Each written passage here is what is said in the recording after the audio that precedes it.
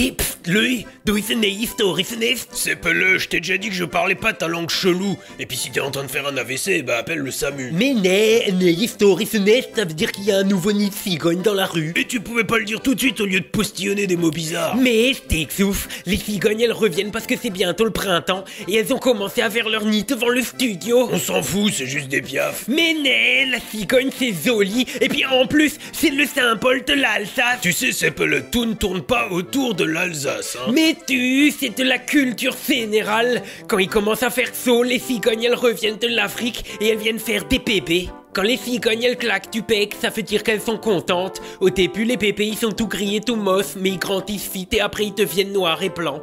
Une cigogne ça fait plus que 1 mètre de haut, plus que 2 mètres d'envergure et ça pèse presque 4 kilos. Et puis ça mange plus que 1 demi-kilo de souris et de grenouilles par jour. On s'en fout. Pendant l'été, les bébés cigognes ils s'apprennent à voler et en automne ils sont grands et quand c'est qu'il fait de nouveau froid, ils repartent en Afrique. On s'en fout. Mais quand elles sont au Mali, comment que les cigognes elles font pour consulter leur compte en banque? On s'en fout. Quoi? Ah bah yo, quand tu vas en Afrique et que tu vas sur le site de ta banque elle te bloque parce qu'elle croit que tu fais du piratage.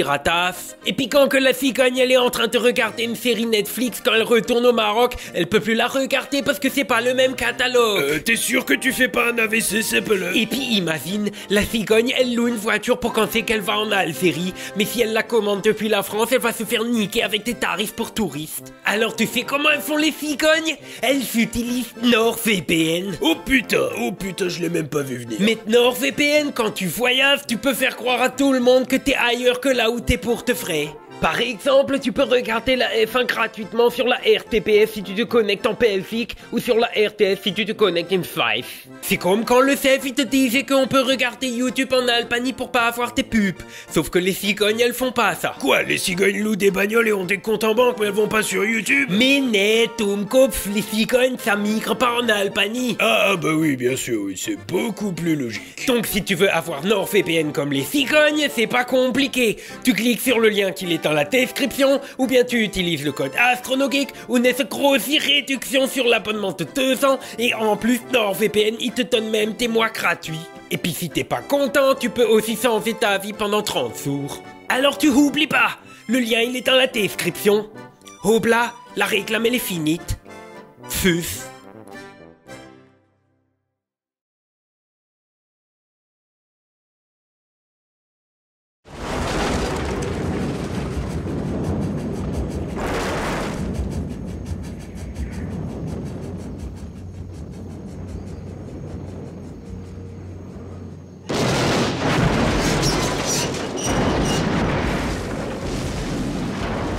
Ah, Hollywood, toujours dans l'exagération. Dès qu'un véhicule a un accident, il faut qu'il explose. Un truc rempli de kérosène comme un avion, à la limite je veux bien, mais une locomotive, faut pas déconner. Le charbon, ça explose pas comme ça. Est-ce que t'en es sûr? Aujourd'hui, je vous emmène faire un petit voyage dans le temps, à une époque merveilleuse où on s'en battait complètement les couilles.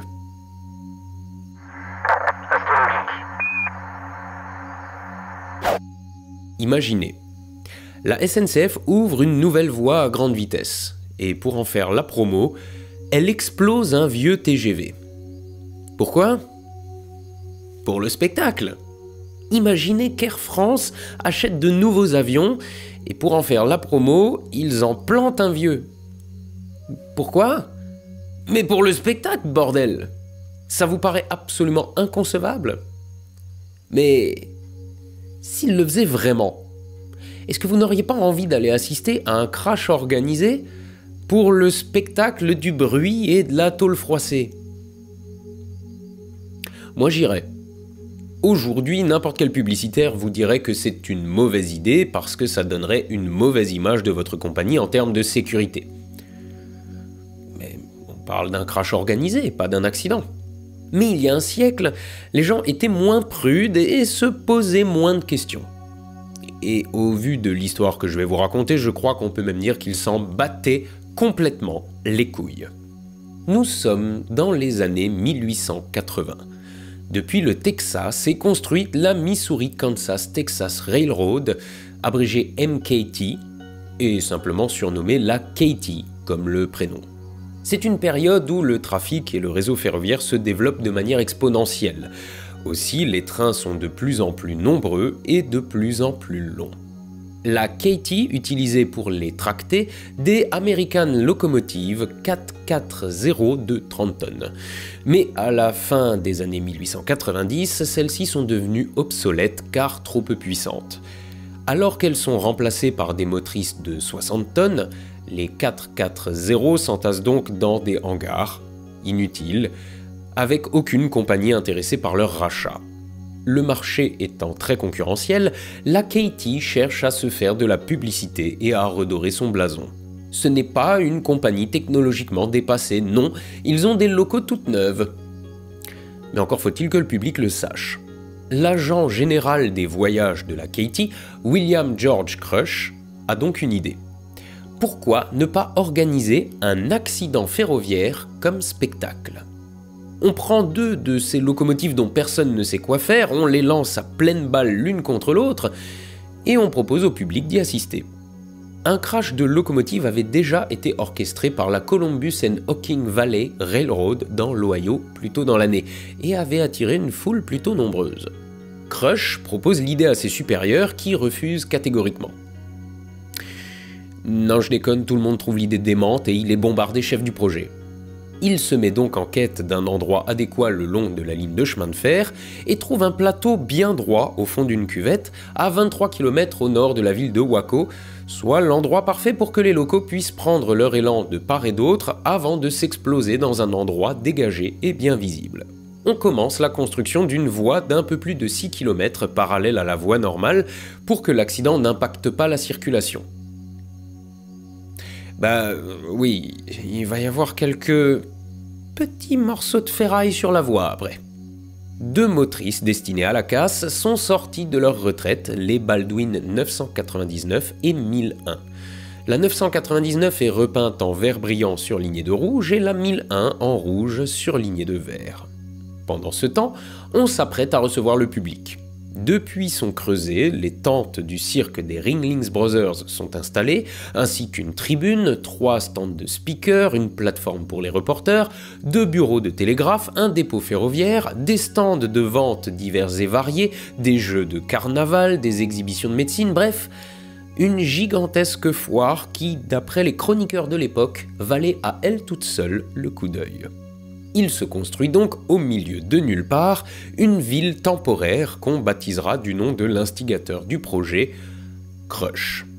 La pub de l'événement est donc faite. Il sera gratuit et des billets de train à prix réduit seront vendus à destination de Crush. 3,50$ la place, soit l'équivalent d'une centaine d'euros actuels, depuis n'importe quel endroit sur la ligne. Pour traverser les États-Unis, c'est pas cher. Très vite, un surnom est trouvé à l'exhibition. Crash at Crush. La veille de l'événement, un test est réalisé avec chacune des locomotives afin de déterminer les paramètres nécessaires pour obtenir leur collision à l'endroit désiré. La distance de sécurité pour le public est établie à un peu moins de 200 mètres et 100 mètres pour les reporters. Crush a mis quelques réserves là-dessus. En effet, pour une simple collision, 200 mètres était largement suffisant. Mais pour la collision de 2 chaudières à vapeur... Car oui, une locomotive à vapeur, ça explose. Pas à cause de son combustible, mais à cause de la vapeur. Une locomotive contient une chaudière dont la vapeur est portée à haute température par la combustion de charbon. Évidemment, les chaudières ont évolué avec le temps, donc rien ne sert de vous donner des valeurs de pression qu'on pourrait trouver à l'intérieur, celles-ci variant d'un modèle à l'autre et selon les besoins de l'ingénieur de bord. Mais, histoire de vous en donner une vague idée, la vapeur est portée à tellement haute pression que quand elle est envoyée dans un piston, elle parvient à tracter un train tout entier. Ça fait beaucoup. Les chaudières de locomotives sont conçues pour résister à cette pression gigantesque, mais si jamais elles se rompent, l'explosion qui en résulte est dévastatrice. Et pour vous donner une idée de l'énergie dissipée, voici une locomotive qui a été projetée par l'explosion de sa chaudière sur le toit d'une autre locomotive. Donc la scène de retour vers le futur est, en termes de violence d'explosion, pour une fois, en dessous de la réalité. Et donc Crush s'en inquiète. Mais les ingénieurs de la Katie lui assurent que les chaudières sont faites pour encaisser un crash sans se rompre. La distance de sécurité est donc gardée à 200 yards, soit un peu moins de 200 mètres. Derrière chaque locomotive, on accroche 6 wagons remplis de traverses de chemin de fer, histoire de leur donner un maximum d'inertie et d'augmenter au maximum les dégâts lors de la collision. Mais les attelages des wagons sont jugés peu fiables et pour éviter que ceux-ci n'aillent valdinguer autour du chemin de fer après avoir déraillé, on leur ajoute de grosses chaînes pour maintenir l'intégrité des 2 trains. Je m'arrête juste une seconde pour que vous preniez le temps de repenser au niveau de battage de couilles absolu de la situation. Bref, le grand jour arrive, nous sommes le 15 septembre 1896. Les organisateurs de l'événement attendaient un maximum de 20 000 spectateurs. Ils auront le double, ce qui fera ce jour-là de Crush la 2e ville la plus peuplée du Texas. Le crash est retardé d'1 heure parce que la foule refusait de s'en tenir aux distances de sécurité et tentait de forcer le cordon de policiers. Un peu avant 4 heures de l'après-midi, les 2 trains sont lentement avancés jusqu'au lieu de la collision pour la petite photo souvenir. Puis, ils font marche arrière et sont positionnés sur les hauteurs de la cuvette, à chaque extrémité de la voie, toujours en se faisant face. Crush, monté sur un cheval blanc, donne le signal de départ.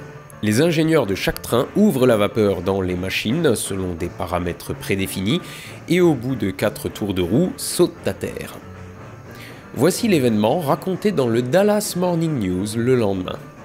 Le grondement des 2 trains, d'abord faible et lointain, devint plus proche et distinct à chaque seconde, comme une tempête se rapprochant de plus en plus, les sifflets de chacun d'entre eux soufflant à plusieurs reprises et les torpilles placées sur la piste explosant comme des tirs d'une bataille rangée. Ok, alors, pause. Pour signaler un danger sur une voie ferrée, on disposait de petites charges explosives sur les rails, appelées torpilles, qui explosaient quand le train roulait dessus. Ça permettait d'avertir le conducteur. C'est de ça dont le reporter parle. Donc on continue. Les trains roulaient à une vitesse effroyable jusqu'à moins d'un quart de mille l'un de l'autre. De plus en plus près du fatal rendez-vous, le grondement augmentait, le rugissement se faisant de plus en plus fort. Pause. La vitesse estimée des trains à l'impact était de 72 km/h chacun. Mais certains spectateurs de l'événement ont affirmé qu'ils roulaient bien plus vite que cela. Un fracas, un bruit de poutres déchirées, puis une pluie d'éclats. Il y eut juste un bref instant de silence, puis, comme contrôlés par une seule impulsion, les 2 chaudières explosèrent simultanément et l'air fut empli de missiles volants de fer et d'acier dont la taille allait du timbre-poste à la moitié d'une roue motrice. Pause. Évidemment, les ingénieurs se sont trompés. Les chaudières n'ont pas résisté à l'impact. Sous leur pression interne et celle de 12 wagons les comprimant l'une contre l'autre, elles se rompent dans une gigantesque explosion. Des débris sont projetés à des centaines de mètres dans les airs. Mais surtout, des éclats très petits et rapides sont dispersés comme des balles de fusil. Cette photo, prise par le photographe Jarvis Dean, une fraction de seconde avant l'impact, lui coûtera un œil. En effet, il prendra en pleine face un rivet de l'une des chaudières. Les débris sont projetés dans la foule, tuant 2 spectateurs, voire 3 selon les sources, et en blessant une demi-douzaine. La panique s'empare de l'assistance. Tout ce qui restait des 2 locomotives et des 12 wagons était une masse fumante de métal fracturé et de bois incandescent, à l'exception d'un wagon à l'arrière de chaque train qui n'avait pas été touché. Les motrices avaient toutes 2 été complètement télescopées et, contrairement à l'expérience dans de tels cas, au lieu de s'élever dans les airs sous la force du coup, elles étaient simplement aplaties. Il n'y avait rien dans les voitures d'assez gros pour être sauvées, sauf des morceaux de bois qui étaient saisis avec empressement et emportés à la maison comme souvenir. Eh oui, car à peine la foule remise de ses émotions, les gens se sont précipités sur le lieu du crash, chacun s'empressant de ramasser un bout de l'épave comme souvenir. Bas les couilles sur 20. L'histoire fait la une des journaux dès le lendemain. Elle fait parler d'elle dans tous les États-Unis. Crush est renvoyé immédiatement. Seulement voilà, tout le monde en parle, oui, mais tout le monde est épaté par l'événement et regrette de ne pas avoir pu y assister. Bas les couilles sur 20. La Katie gagne énormément en visibilité et en popularité. Malgré les morts et les blessés, le crash est accueilli très positivement. Bas les couilles sur 20. Dès le surlendemain, Crush est réembauché et bossera pour la Katie jusqu'à sa retraite. Parmi les spectateurs de l'événement, on compte Scott Joplin, le célèbre compositeur de ragtime. Mais si, vous savez, c'est lui qui a composé ça.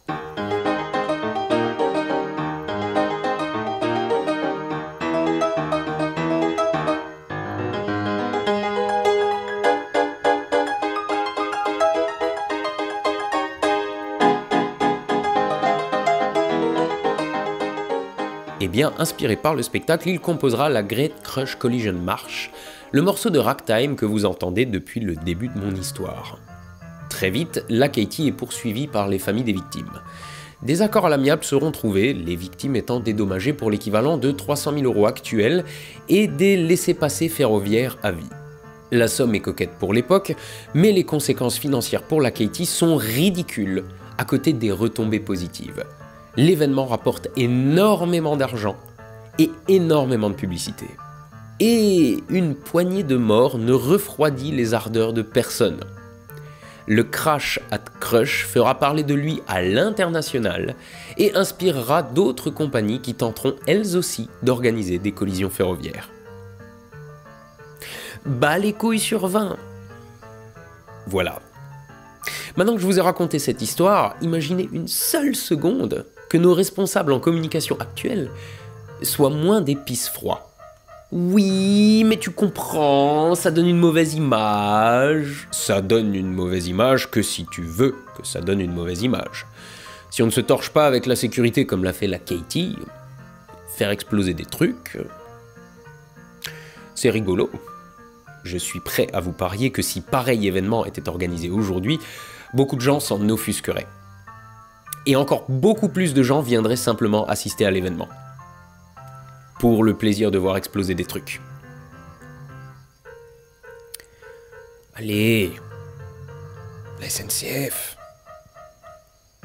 Allez.